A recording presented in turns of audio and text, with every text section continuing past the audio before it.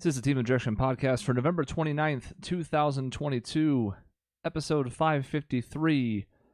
And as the title might have clued you in, it's just me. Just little old me. And for the visual people, you can already see that that's the case. But for the audio listeners, this is a bit unusual. I think I had done this once before. We had some kind of last-minute cancellation, and I ended up just kind of going on and talking about whatever the hell I wanted to talk about for like 30 or 40 minutes. At that point, I think it was, I remember there was a wrestling segment because, I don't get to talk about wrestling on the show. Nobody else here cares about it. But for that one opportunity, it was like, wow, I can talk about whatever I want to. Now I'm just talking to you, the fans. I have a couple of things I'm going to go over, but, if there's other topics you guys want to chime in on, that's fine too. We're sort of free-rolling here because Sean is down in Phoenix on a work trip, and Dave, who already lives in Phoenix, is stuck at a work function, so, it's me. And I guess that's the problem with the live show, right, is that if we had known about this in advance, we could have been like, oh, well, we'll just record it 2 hours later in the night, and that was an option back then, and now it's not. The tricky thing about this is, so there were some situations where we might have just canceled the show because, it's going to be small turnout, stuff's kind of fluid, and there's a lot going on. But, of course, we just had 2 episodes that we missed, one because of election night where that was just never going to happen. So, I don't know, felt like it was good to still get on the air, preach about a few things, hop off. The other reason, of course, is because we also have pre-recorded content coming up for the entire month of December. So we'll go over that real quick right now at the top as a programming note. Every episode through the end of 2022 is going to be something that we've recorded in advance. In fact, we've already recorded the next 2, when was that? Sunday, so a couple days ago. They're already in the can, ready to go, because as we kind of mentioned in the past and have been working on for some time now, we are redoing our best games of all time list. And what's interesting about that is we have the best turnout we've ever had for it. It's a really good group of people that submitted, including a few people from the audience, including Jaguar, who's in the chat. I see you. We have a nice diverse pool. We had an adjusted sliding scale because I think there were a couple issues with the one that we used in 2012. So that list has been compiled and all the votes have been tabulated, and I could already tell you right now what's going to come out of it, but then I'll be spoiling an entire 4 weeks of content. So starting next week, we will have those episodes airing in the usual time slot, 7:30 our time in Arizona. That's, of course, 9:30 Eastern right now with daylight savings. Those are going to start airing with the honorable mention, which is basically all the games that got votes and didn't make the cut, and I think even a couple didn't get votes because they're noteworthy. One from our top 25 in 2012 didn't get a single vote at all. So it can tell you that some things have changed. Obviously, there's another decade worth of games in the mix, and that's part of it here too. But that'll be honorable mention next week, and then we'll start going 25 to 16 on the 13th, 15 to 6 the week after that, and 5 to 1, and then some overall thoughts the last week of the year. And I was going to talk about this for just a minute, but going through and compiling this whole process was interesting. In addition to having some new people in it, and obviously plenty of new games in the mix, you can think of some titles over the last decade that probably, given how we've talked about them on this very show, are going to be at least somewhere on the list. It was also just interesting because, man, it's been 10 years. And we don't do a ton of reminiscing on this show. Occasionally we've had a scheduled episode where it's like, let's go back and look at this thing. We even kind of joked about doing a segment where we would look back at an episode from a certain amount of time ago. Let's say, we'll look back at episode 24 and talk about, here's the things that were in the news. Are those still relevant? Do any of those have lasting impacts? Have they changed? Here's the music that we played illegally in the song break. So was that a good choice? And how funny is it that we even thought we could get away with that? Because some of those episodes have gotten pulled off of certain platforms. I wonder why. But other than that, we don't really look back a ton. So just looking at this was an interesting experience because this was the first big project we tackled other than, I guess, the podcast itself, obviously. That, of course, was its own set of stories that we've told before. But this list, I think, was sort of perfect in a way. I'm not saying that we got the results perfect or that everything we did worked out as intended, because there were a couple games that made our list that only had one person vote for them. So it was a work in progress, but it was perfect for what it was. And that was kind of a chance for us all to get together and have a contribution, a say in the final result. So, like, I can tell you, even without giving away results, there are certain aspects of this list that I wish turned out a little bit differently. Maybe a couple games that didn't make the cut that I had hoped would. Maybe even ones that I voted for myself, decently high, but because it didn't get enough support from everybody else, one vote wasn't enough to catapult it into the top 25 anymore. It was more about, okay, I mean, everything in the top 25 had at least 3 votes from our panel, most of them more than that. So it really took a consensus. But even so, I look back on that with a lot of pride. It was a lot of work. We ended up writing, I think it was something like 24 or 25,000 words for our synopses of all the games that did make the top 25 and then all the stuff outside of it, because we did that for everything in the top 100, basically. We wrote like a little one-sentence blurb, and we each took turns going first, and we had a whole Google Doc while it was built. So, like, it was rudimentary, but at the same time, because it was so grassroots, it's something I have fond memories of. And we would go on to do this for a bunch of other stuff on our site. There's, I think, 7 or 8 different top 25s off the top of my head. I know we did video game series in addition to video games. We did video game characters, male and female. We did top 25 Zelda items, which we did top 25 comedies, which turned out okay, but we didn't have the best panel for it, like as far as the breadth of comedies they'd seen. So this was the one that always stood out. And as a result, I think it was the one that we always talked about revisiting. And what better time to do it than on the 10-year anniversary, because we've been around for so long, despite toiling in relative obscurity, that we have now been around for 10 plus years, almost 11. The first episode, I think, was it February 2011? That would be almost 12 years. God, it's a lot of years, and I'm a lot greater than I was at the start. But it is sort of neat to take the trip down memory lane and be like, hey, look how far we've come. I'm excited for this to come out because, again, a lot of work went into it, so I hope you enjoyed the ride as well. It just in the 2 that we've done so far, we still have 2 more episodes to record. I can tell you there's been a lot of discussions, most of them actually very amicable, despite the fact that Sean comes in talking about having beef. For the most part, his beef is actually pretty well reasoned. There's always those times in the past when we think of, old Sean back in the early episodes where it was, I'm going to argue something for the sake of arguing. But in this case, he actually raises some valid points. And then when we challenge those, he kind of can see, like, it's actually a really, really fun discussion. And I'm sure that's going to continue as we get towards the number 1. But those will be airing all of December. And I'm going to try and watch along in the live chat with y'all so I can kind of like respond in a way that I can't because it's pre-recorded. But that's kind of the goal for December while we take a little bit of time off for the holidays. Doing this in advance meant that we did a lot more work in November.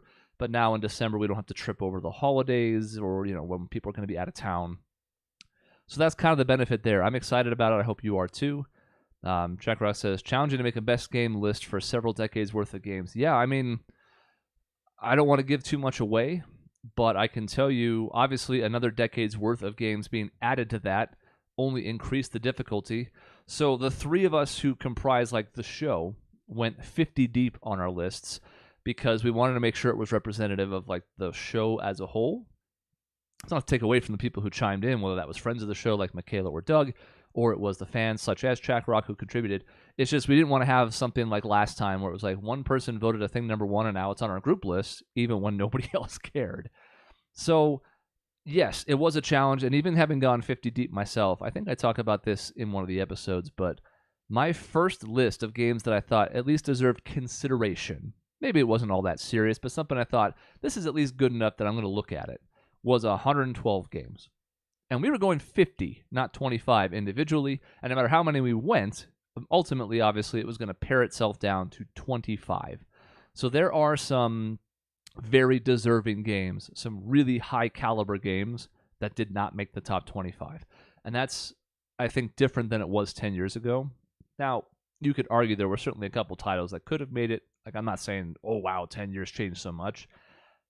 But there were a lot of really, really outstanding games released in the past 10 years as the video game industry continues to evolve, and that made some of these choices very difficult. So stay tuned for that. Again, those will start airing next week through the end of the year. After that, the first episode of January is going to be harkening back to that annual tradition where we look back at the best of 2022. Usually that means that Sean, our resident movie expert, goes over his best films of the year. I tackle video games, and then Sean contributes his list because, honestly, he probably plays a little bit more than I do these days. And then Dave will give his list of the best TV shows.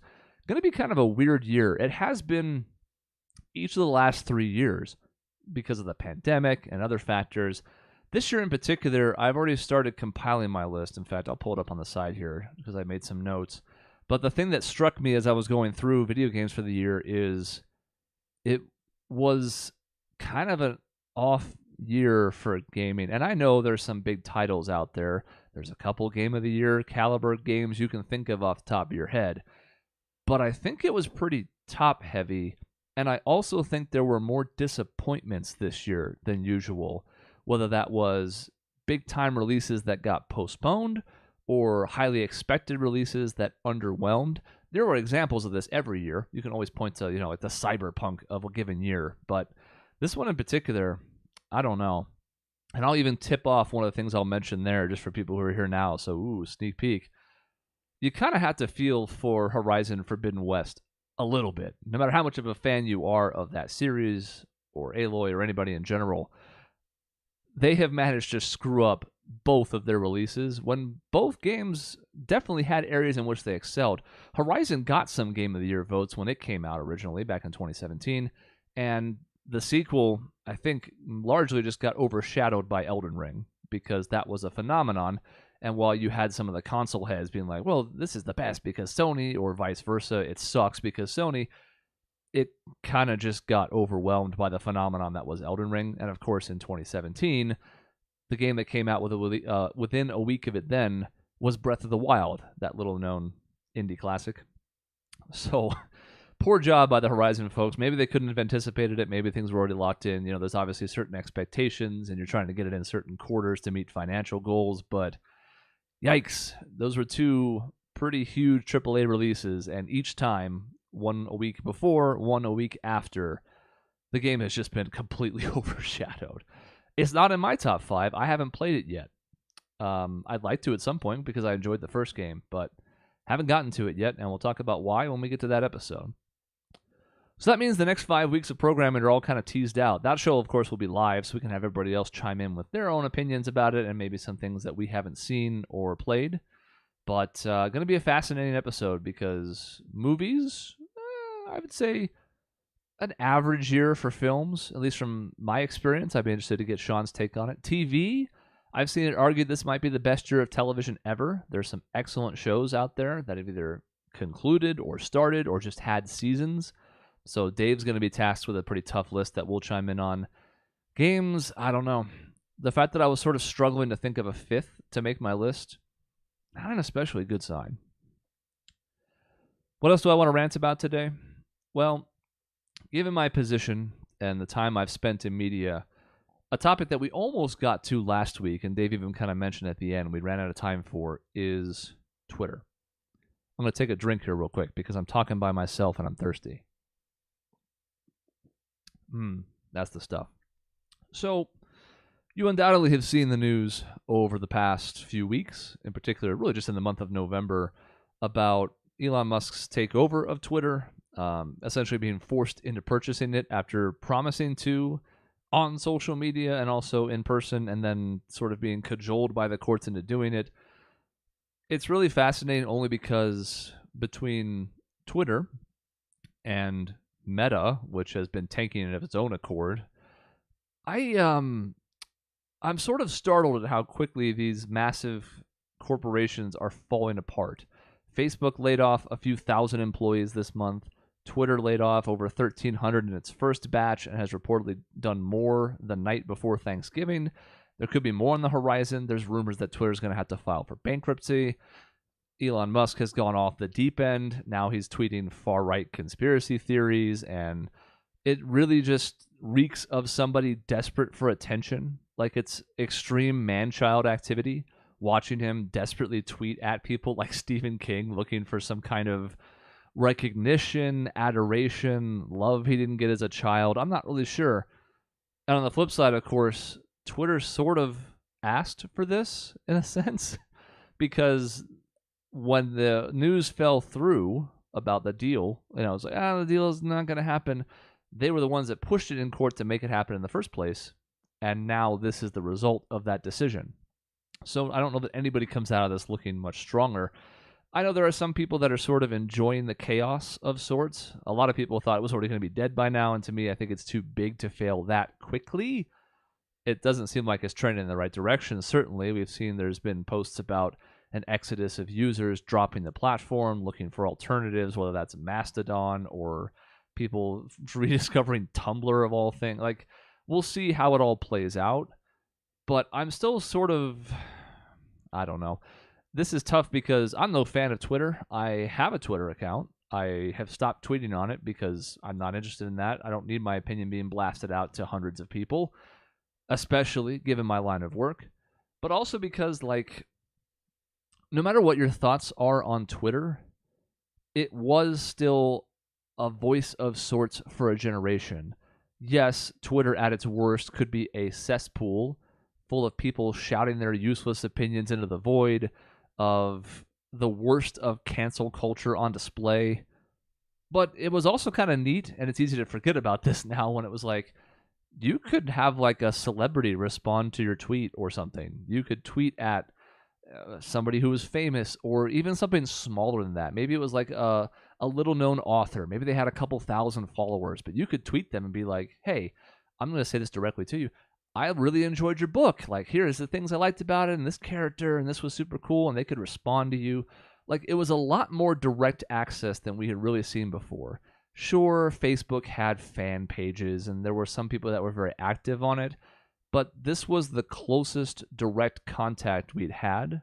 So, again, did the good outweigh the bad? That's in the eye of the beholder. There are certainly plenty of times I've been amused by Twitter. NBA Twitter in particular can be pretty funny when it goes off on something. Video game Twitter loses its minds collectively over really cool trailers, whether that was for like Smash Brothers or just like any big release that was coming out. It was fun to watch the discussion as everybody went, oh my God, like this is so cool. And then there were also, awful, misogynistic, homophobic, you name it, comments all over the place. In a way that we had not really seen before. Sure, since the advent of the internet, that stuff existed somewhere. I've been around for the whole ride. I've seen it. But Twitter seemed like a particular megaphone for both the really cool and really stupid opinions of the world. So, like, what does it mean long term? I don't know. I'm not a media analyst, and quite frankly, I don't have a lot of skin in the game to care. One way or another, some other platform will rise up, whether it's an existing one or something new.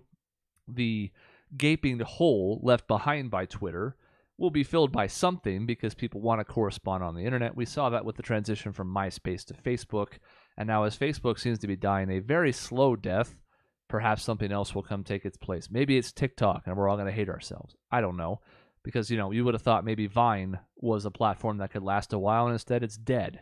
So I'm not sure what to make of all of it. The one thing I will say as I close on this particular part is this. It is hilarious, especially as somebody who works in media and has watched the misapplication of the First Amendment for a long time, to see Elon cry about advertisers leaving because of free speech, when the act of advertisers leaving is an act of free speech. I want you to think about that sentence for a minute.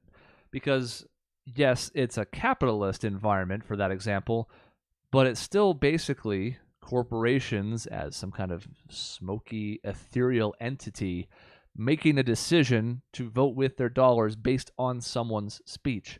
And as always, I like to remind people that the freedom of speech that's protected in America, our great country, is not freedom from consequences. You can say whatever you like, you can do whatever you want, but in this particular case, if your goal is to buy a media platform and then throw it into a maelstrom of confusion for the first couple weeks of your ownership, where it's like, let's see, let's take away check marks. No, check marks for everybody. No, $15 a month. No, $20, excuse me. $20 a month. $8 a month. It'll be free. It's coming back. We're taking it off. It's disabled. It's back on. You can apply for one. Different colored check marks for media or other organizations. If advertisers look at all that and they decide that it's not worth their trouble, and or because you then tweet out a bunch of whiny nonsense at people, then that's on you. And if you didn't understand the marketplace of ideas that you were entering, I can do nothing for you. What's it going to mean for like us? I mean, as a newspaper, we have a Twitter account. Primarily, we get our viewership from Facebook. We don't have a lot of a footprint on Twitter. We have followers, but it's not super engaged. But this is going to have some big-time impacts on some people in particular. Those kind of like small to medium streamers and content creators, authors, artists, etc. The talented folks are going to find a platform wherever, but it is sort of a shame to see a platform that many people relied on as their main reach to their audience get submarined so quickly from within by the decision-making of one man-child angry at the world. That's my thoughts on Twitter. I think Dave would have liked that conversation, but he's not here, so it's just up to me. And the last thing I wanted to talk about, because I was going to go for about a half hour, is the World Cup. We don't get to talk about a lot of soccer on this podcast because, quite frankly, we don't watch a lot of soccer. The fact that we call it soccer in the first place shows you that we are uneducated rubes who don't understand the true glory of the sport. But the World Cup is the one time that almost all sports fans can be like, hey, maybe I'm not going to follow the team closely. Maybe I can't name more than 3 or 4 players, but I'm going to watch. And we've seen that now. There's been viewing parties across the country. And this morning, or I guess this afternoon, the United States advanced out of pool play by beating Iran 1-0, excuse me. USA got it done today. Yeah, they did. They scored a goal in the first half on a pretty nice goal by Christian Pulisic, and then sort of hung on for dear life in the last 10 minutes of regulation and the 9 minutes of stoppage time that was added, partly because it felt like players were getting hurt at every turn. Pulisic in particular kind of got hurt on the goal. He was going full extension, did whatever it took to get that goal in because the U.S. had to win today. For those who weren't paying attention, a draw was not good enough. They wouldn't have had enough points to advance out of pool play, so it was win or bust. And when they got that first goal, it obviously changed the dynamic completely because then, unless Wales beat England by, I think it was like 4 goals or 5 goals, that was going to be enough. So the U.S. basically had to cling for dear life. All I'm going to say is this. 2 of the 3 of us on this show used to play soccer. I can't say that I played it at any significant level, but I played it for 8 years as a kid, and I was not very good. I couldn't really dribble. I didn't have the coordination, so I got stuck in defense like a lot of kids did back then who may not have been the most coordinated or the best at the sport. I think I was actually okay at defense, all things considered. I could at least play positions. I could play the passing lanes. I could clear a ball. But I still enjoyed it quite a bit. And then in college, I think I got to play 1 year of intramural, and I played goalie, and that was a much better fit for me. I always thought I would be a decent goalie. I'm big, so I can get across the net and whatever. But even as somebody who is at best a casual observer, it is really fun to have a rooting interest. And that's the difference between, the World Cup and the Premier League or UEFA or, God forbid, the MLS, where it's like, all right, I mean, I'm not super nationalistic. I don't think we do a ton of stuff on this show that's like, USA, USA. Like, I mean, again, we love our country. There's a lot of great things about the United States, but I'm not ever super gung-ho about nationalism. But it is still really fun rooting for our country and the guys wearing the jersey at this time of year. So I believe it's now Saturday against the Netherlands. That's their next game. This is obviously now the elimination stage where the top 16 have advanced, and now you play to a winner. The U.S. is probably not going to make it, but it's okay because at the very least we have a sweat. By making it to this particular play, anything can happen. If you make it out of pool play now, it's like, okay, it's one match. It's winner take all. Maybe it comes down to penalty kicks. Maybe it comes down to a fluke goal, a redirection, an own goal. But man, it's kind of fun to be along for the ride. So for anybody who's been on the fence, and I it's hard to tell with our viewership because, we talk about the Suns a lot, but that's one NBA team. This is a little bit more approachable, and if you've never really given soccer a chance, this is my plea to you to think about it. Chuck Rock says he ended up going to the hospital. Yeah, I got to watch it in parts. I had it on the background because I was working, like a lot of people were, because it was the middle of the day. So I saw the goal. I saw him sort of like stretching it out on the sideline. I saw he played the last 2 or 3 minutes of the first half and then got subbed out to start the second half. He says he's going to play the next game. Let's hope, because the U.S. is going to need every little bit it can get, and he's one of their best shot creators, so that would be phenomenal for their chances against the Netherlands. Josh says, I remember I played on a kids' soccer team when I was younger for a while. It was pretty fun, to be honest, even though I'm not too big of a soccer person. Yeah, and obviously, for some people, there's always a difference between playing and watching. For some people, playing enhances that experience because now it's like, oh, I've been there. And even if you're not on that level, the loftiest professional, you still understand like, oh, like I saw that give and go. I remember when something like that happened when I play. Like you see the game a little bit differently. So that's kind of why I like watching too. It's also because, a lot of what I like about basketball and hockey, you see in some soccer matchups where there's a lot of like really good, quick, crisp passing. And it's about ball movement and sharing it and helping your teammates. Sure, there are some teams that just park the bus. Sure, there are some teams that play one really, really good striker forward and then just basically try and lob everything to them or counterattack. Like, I get there are some teams that aren't interested in playing a beautiful style of the game. But, man, I don't know. There's just something for it. And this is sports at the highest level. The caliber of competition. I mean, this is different from a professional league because this is every 4 years. So much like the Olympics, this is maybe the only chance for some of these players. This might be the only World Cup roster they make. For some, they're regulars. That maybe this is their third or fourth or fifth, like a Messi or Ronaldo. And now it's a question of can they take down the cup in this last try. But it's just kind of fun. And it's fun to watch other countries too. It's fun to root for somebody. So that's my extremely base level experience talking. But, if you're not watching, maybe check it out on Saturday. It's a Saturday, so you can devote a quick 90 minutes. And, the clock's always ticking. And even though they've added a little bit more stoppage time in this year's World Cup because of the way they're interpreting the rules, you're still guaranteed, like, okay, once the half starts, it's go, go, go. It's not, it's 3 and out and a punt and a commercial. And then the offense takes the field. And a third down, they throw an interception and a commercial. Or, the NBA does this too with all the timeouts, etc. It's just 45 minutes straight through and then change.